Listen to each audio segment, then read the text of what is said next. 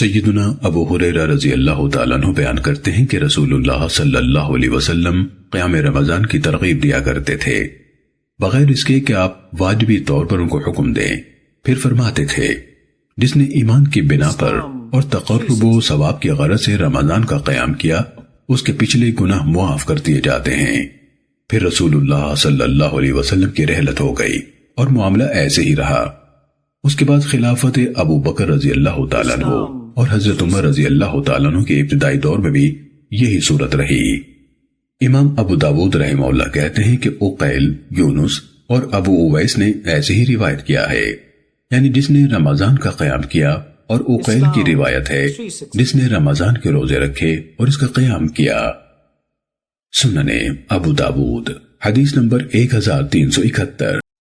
سیدنا ابو ہریرہ رضی اللہ تعالیٰ عنہ نبی صلی اللہ علیہ وسلم سے مرفوعاً بیان کرتے ہیں جس نے ایمان اور تقرب و ثواب کی نیت سے رمضان کے روزے رکھے اس کے پچھلے گناہ بخش دیے جاتے ہیں، اور جس نے ایمان اور تقرب و ثواب کے لیے لیلۃ القدر کا قیام کیا اس کے پچھلے گناہ معاف کر دیے جاتے ہیں۔ امام ابو داود رحمہ اللہ کہتے ہیں کہ یحییٰ بن ابی کثیر اور محمد بن عمرو نے ابو سلمہ سے ایسے ہی روایت کیا ہے۔ سنن ابو داود حدیث نمبر 1372۔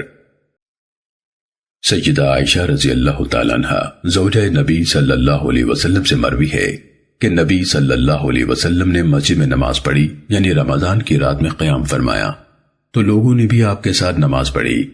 آپ نے اگلی رات پھر نماز پڑھی تو لوگ بھی بہت ہو گئے۔ پھر جب وہ تیسری رات جمع ہوئے تو رسول اللہ صلی اللہ علیہ وسلم گھر سے نکلے ہی نہیں۔ جب صبح ہوئی تو فرمایا تم نے جو کیا وہ میں نے دیکھا ہے، اور مجھے تمہاری طرف نکلنے سے بس یہی مانے رہا کہ مجھے اندیشہ ہوا کہیں یہ نماز تم پر فرض نہ کر دی جائے، اور یہ رمضان کی بات ہے۔ سنن ابو داود حدیث نمبر 1373۔